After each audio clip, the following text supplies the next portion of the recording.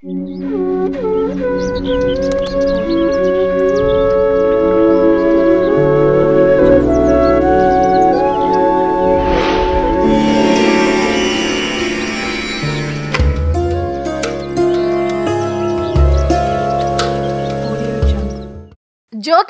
ఒక వ్యక్తి ఎదుర్కొనే అనేక దోషాల గురించి చెప్తుంది. ఎవరైనా జన్మించిన సమయంలో గ్రహాలు, నక్షత్రాల స్థానం కారణంగా అతను ఏదో ఒక దోషంతో బాధపడుతూ ఉంటాడని జ్యోతిష్ శాస్త్రం చెప్తోంది. అయితే ప్రతి దోషానికి కష్టాలు పడాల్సిన అవసరం ఉండదు. జ్యోతిష్ శాస్త్రంలో పేర్కొన్న దోషాలలో ఒకటి వాసుకి కాలసర్ప దోషం.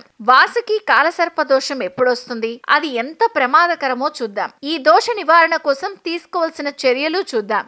ఎవరి జాతకంలో అయినా 3వ ఇంట్లో రాహువు, 9వ ఇంట్లో కేతువు ఉంటే కాలసర్ప దోషం ఏర్పడుతుంది. ఈ కాలంలో రాహువు కేతువుల మధ్య అన్ని శుభ అశుభ గ్రహాల ఉనికికి అవసరం. ఎవరికైనా వాసుకి కాలసర్ప దోషం ఉందా లేదా అనేది జ్యోతిష్యుణ్ణి సంప్రదించి తెలుసుకోవచ్చు. ఈ దోషం ఉంటే అన్నదమ్ముల కలహాలు, సమస్యలు, బంధువుల వలన సమస్యలు ఎక్కువగా ఉంటాయి. ఉద్యోగాల్లో బాధలు, పదోన్నతిలో ఆటంకాలు, ఉద్యోగం పోవడం వంటి అనేక కష్టాలు ఎదుర్కోవాలి. కనుక వాసుకి కాలసర్ప దోషం తొలగిన తర్వాతే మనిషి జీవితంలో సంతోషం వస్తుంది. జ్యోతిష్ శాస్త్రం ప్రకారం కాలసర్ప దోషంతో బాధపడుతున్న వ్యక్తులు జీవితంలో చాలా కష్టాలుంటాయి.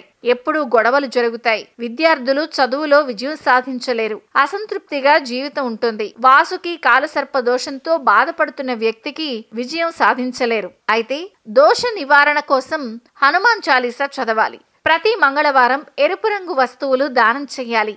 అలాగే రాహు కేతువుల బీజ మంత్రాన్ని జపించాలి. రోజు శివుణ్ణి పూజించాలి. శివాలయంలో శివుణ్ణి ఆరాధించాలి. ప్రసన్నం చేసుకోవడం ద్వారా ఈ దోషం నుంచి విముక్తి పొందొచ్చు.